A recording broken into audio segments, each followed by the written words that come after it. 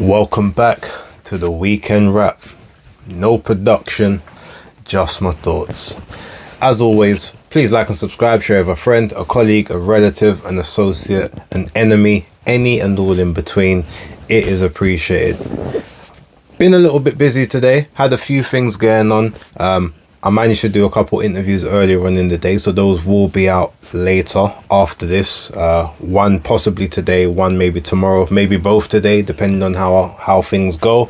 But yeah, ultimately, there's some stuff to talk about from the week just gone, or the weekend I should say. Some pretty good action that did take place on top rank ESPN especially, or Sky Sports over in the UK. So yeah, I guess overall let's kind of get into that and then just touch on some of the news that has broken today more than anything else. So first off, when was it? Friday. It was Friday night. You had Abbas Bareu against Sam Eggington for the vacant EBU European title at junior middleweight, super welterweight 154.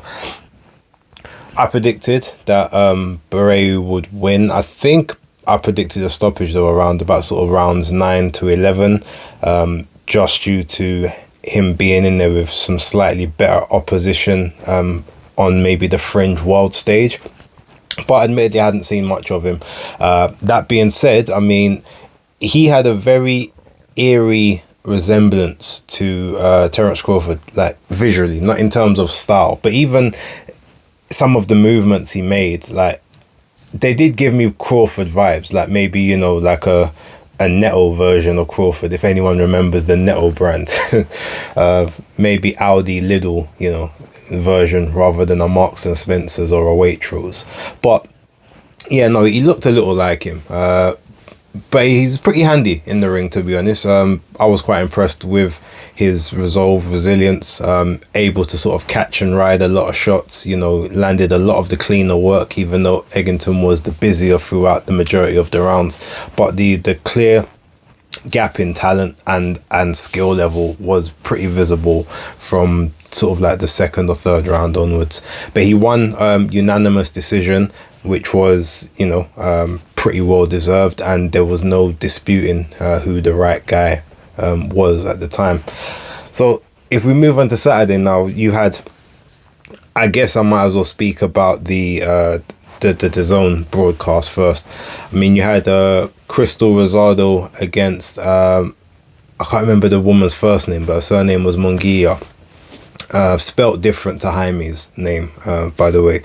But that fight, which was the start of the broadcast, I didn't watch any of the prelims. I might have to go back and take a look at those. But there was an interesting fight. Obviously, Crystal Rosado's got she's pretty heftily lauded, you know, fairly deep amateur background, wants to be like the next Amanda Serrano from Puerto Rico, 21 years old. And if you look at her just sort of style-wise, pretty well put together. But I will be honest, in this fight, she won the fight majority decision.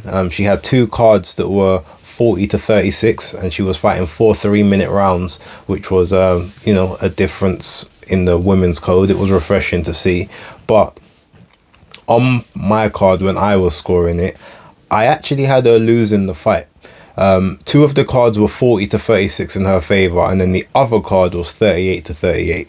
So with that, I can see that. I mean, there were some rounds whereby I felt she either maybe could have just edged it, or, you know, maybe she did enough to sort of swing it in her direction. But I had it 37-39 to Munguia. I gave her the first round, I gave her the third, and I gave her the fourth. The only round I really gave clearly for Crystal was the second, but then some people said that they felt that the third was her best round. A lot of people said that they felt that she lost the fourth, yet two of the judges gave her that one. So even when I was, you know, sort of tweeting about it, tweet-Xing about it, whatever, just to say I felt that I don't feel that she's won this fight, but I think that she'll get it on the scorecards. And I was predicting she'd get it 39-37 because, like I said, I could see the rounds you could potentially give her. But for her to get two cards that were 40-36 kind of just tells me that she was going to win the fight regardless, because I can't see any justification to not have one round at least to Munguia. I mean, it was quite clear that she had won at least one round convincingly. To me, I think the first round was probably the most convincing, but the first and the fourth were definitely, to me, her best rounds, and to not give her at least one of those, and that's not to be like fair is fair and everything's fair in the world, like, but she landed the cleaner work, the more impactful work. She was rocking Rosado's head back quite visibly. Everything was just quite easy to see. So that being said, look, Crystal Rosado, really good. She's a good prospect, and I think this fight would actually do her the world of good. I think it's going to improve her moving forward. So yeah, big ups and congrats to her ultimately. Now, I didn't watch, well, I did kind of see the Warner Walton fight, and I can't even remember the other guy's name, to be honest. It wasn't a great fight to watch, but it ended in a draw. I think he was 1-0, and this was his like proper big main debut. Apparently the guy's been in euphoria. He's got like 5 million Twitter followers.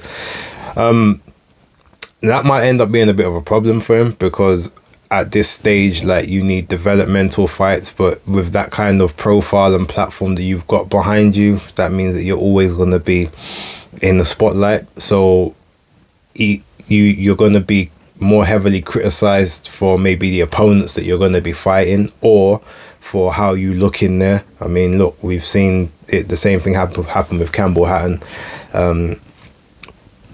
Yeah, I won't really say too much more about that. Look, good luck to the young kid, and to be fair to him, he's only 17 years old, so it's not like he's 20 and 21. Like, he's young. Maybe they'll protect him from the public a bit more, so hopefully we'll wait and see. Jonathan Bomber Gonzalez against Rene Santiago, another very good fight. I did predict that Gonzalez would win. I actually thought it could potentially be like a split decision, but I did think that he would do enough to sort of get the consideration.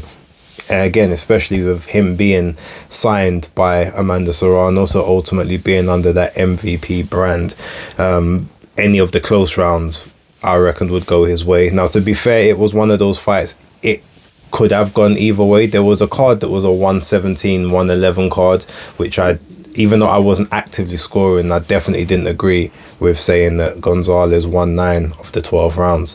116, 112, possibly. The 115, 113 card, I think, was the most sensible. I feel like I said, it could have gone either way. There were some quite a few close rounds in there, but he eked it out, and he moves on, hopefully now, to a unification with Kenshiro Taraji. That's what I want. That's what a lot of people want. If not Kenshiro, then maybe, because I guess they're both on the zone, he can maybe get a unification with Sivanati and Onshinga. Although I know that both of them have mandatories, I think that they need to take care of, or there's some form of a barrier to unifications in the very next fight, unless they work through some kind of deal. But that's what I'd like to see. And yeah, I mean, he's been out, I think he was out of the ring for like 15 or 16 months due to another fight that fell through due to illness, and then he wasn't able to get out since then. So good victory, good fight, good 12 rounds, and just see what happens next moving forward with that. There was Jake Paul against was it Jack Borland? I can't remember if his first name is Jack, but his surname's Borland at least. Yeah, I mean, look, club fighter. He was a former amateur Golden Gloves champion, but I think he was Golden Gloves youth champion. I'm not sure if it was the adults, so I don't necessarily know how well that translates. And look, at the end of the day, Jake Paul got the job done. First round, it wasn't a clean KO, but it was sort of a first round TKO. Ref jumped in to stop the fight. Borland had pretty much no punch resistance. I don't know if maybe that's a delayed effect of something else, or maybe Jake does hit that hard. But look, at the end of the day, people wanted him to fight actual professional licensed boxers. I mean, this guy was a licensed boxer for whatever that may mean. 19-2. Clearly no one of any substance, but you know, that's 2 full-time professional boxers on the bounce. He said he wants to stay active, so he's looking to get out again, I think in June or July. So, you know, hopefully we can see maybe a slight step up from there. Someone that can get those rounds in, whether they're even brought in to lose or not. But you know what? Credit to him and his training, his work ethic. Like, at the end of the day, can't really criticize him. He's living the life of a professional, and he's probably living the life of a professional more than some of the actual professionals that some of the public, you know, laud and respect at this point in time. So, you know what? Continue to do your thing. And yeah, okay, I might throw my little Capricorn bias in there as well, but here's what it is. And then that's unfortunately the end of that action, because the Amanda Serrano versus Nina Manke fight unfortunately didn't take place. Amanda Serrano, I guess, got there, and during her medicals there was some kind of issue with her eye. Apparently she had an exposed cornea. I don't know how that happened. It must have been in one of the sparring sessions, but the medical team wouldn't clear her to fight. So she was in tears at the end of the fight, in tears in the ring. You know, obviously Nina went over there. I hope that she was able to get paid, you know, because she made it all the way to fight night. It's not like usually, you know, when it's on the day, when it's like the day before and stuff, you normally don't have to fulfill the contract. But as she did actually, you know, make it to the night, she was there in the ring, ready to fight. Even if she doesn't get the full purse, I hope that she does at least, you know, get her training fees compensated. But Amanda did say that she, as soon as they allow her to be cleared, she will come back. She wants to end her career in Puerto Rico. So I guess this was going to be her final fight as an actual boxer. That's what she said, that she wants to end her career in Puerto Rico. So chances are they will reschedule, probably, hopefully, for that June, July, if the eye can get cleared and everything's okay, and Nina can go and she can obviously get a full payday. But you know what? Shout outs to Jake Paul and the team and Nikisa Badair and all of them. They said that everyone in attendance would get 100% full refund for their car, for their, you know, which, to be fair, they didn't really have to do, because they did put on an event. You could have offered partial refunds, you know, especially for anyone who I guess attended before the main event. They was, you know, you could say, well, they got you know, a show of sorts. But you know what they said, 100% refunds. I can't say anything other than salute to them. And you know, it's you know, that was good that they done that. Maybe they had to for PR purposes or whatever, but they said, look, as soon as we reschedule, they'll come back. So good on them. Now look, with regards to the Top Rank card, I was kind of watching in and out. I was flicking between both. So the first fight I really took any big interest in was the Troy Isley fight. I really just, he's a really good composed, slick boxer. I like the way he sits in the pocket, very good defensively in the pocket. He's been criticized for fighting down to the level of his competition at times, but this one, even though he's, you know, he took his time, he went slow, got through the motions, but he started to pick it up when it was needed to be picked up. And ultimately the finish of the fight was pretty spectacular, with the way that he caught his opponent almost like it was half jaw, half neck, which just basically just took the legs away, wobbled the equilibrium. He fell down, rolled over, could barely stand up after that. The ref ended up just sort of waving it off, saving him from himself. But yeah, Troy Isley is someone that I've got a high opinion of, and I do think that him, especially training with Bomac, will be a really good thing moving forward. Funnily enough, Terence Crawford was actually in Puerto Rico at the you know, the Amanda Serrano event, rather than actually being in New York for with Bomac, but he was there, I think, because he was at the WBO convention prior. So I guess he just decided to stick around for the show. I think Andy Cruz was also there, if I remember correctly. I remember someone saying that Andy Cruz was there, and David Morrell, but I'm not 100% sure on that. So anyway, also moving back to obviously the top rank card, Roman Polanco was there, a couple other people. I didn't really see their fights too tough, so I can't really comment on them that much, but I did see Luis Alberto Lopez and Rayo Abe, and that fight played out as I predicted. I think I said it would be around about the 9th round. I think I predicted a 9th round stoppage. If I didn't, then it was definitely a unanimous decision. Ended up getting stopped in the 8th, and the one thing I noticed about Abe, he had very good movement, very good footwork, and he knew how to move around the ring. He's kind of a counterpuncher, but his arms, he never had his arms in a defensive position. It's like he was always using his legs to defend. His arms was always either in the middle of his chest or pretty much by his hips. So he was getting caught with a lot of shots up top, especially the wild swinging ones that Luis Alberto Lopez tends to fire. And he was just kind of getting caught with them from round 1 onwards. I know Lopez said he was hoping that the guy wouldn't basically try to run and he'd have to catch him all night, but he had to move with him in the first round, but from the end of the first round up until when the fight got stopped in the 8th, he pretty much couldn't miss him. He was always there, always within range to get caught. Now he did land some good counters himself, Abe, but he just wasn't of the level, didn't have the punch power, didn't have the right technique. The movement was okay, but the movement had no substance to it, and ultimately it became a fairly routine, easy night's work for Luis Alberto Lopez. But with that being said, the main event, Otabek Kolmatov against Raymond Ford. Now this was a fight I predicted that Ray Ford would win the fight. I said that he would gut it out. He had called for the Kolmatov fight. He said, once Lee would let him vacate the title, I'll go and clean up that Kolmatov work.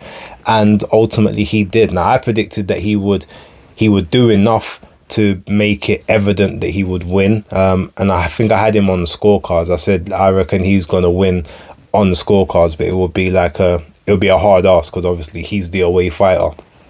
Well, when the fight started, those first few rounds, I thought, this is not looking good. He's taking some fairly big shots. Kolmatov is landing at will, especially kind of even though Ray Ford was doing very well defensively, but he was just getting outlanded. And I thought, okay, if this carries on in this vein, a stoppage could potentially happen on the other way. And then he got caught with a really big overhand left to the top of the head.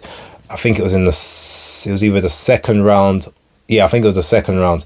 And that kind of wobbled his legs a little bit. He ended up having to sort of clinch to sort of break the rhythm. And then third round was a bit more the same. I thought, okay, this might not be ending in the way that I thought it would. But from the fourth round, he decided to switch up. He stopped trying to move and box with Kolmatov. He then started stepping forward, stepping into his jab and stepping to him.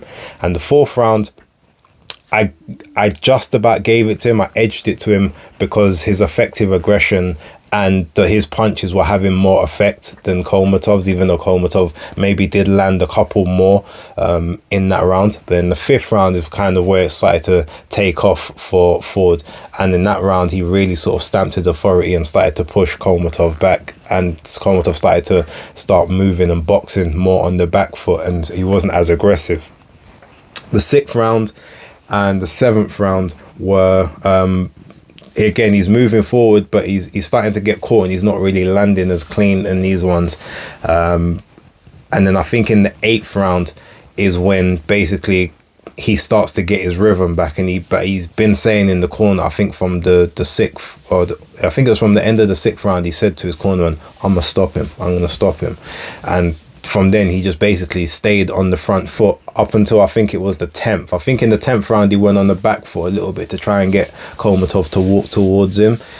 He took a little bit of damage in that 10th, and in the 11th I think he just about lost the 11th right at the end, but he still was creating damage and creating a lasting impact, and he had made a conscious effort to start going to Kolmatov's body, which you could clearly see started to affect him, especially from like round 5, 6 and 7 onwards. And then in that 12th round they said, look, you've got to have a big strong finish here.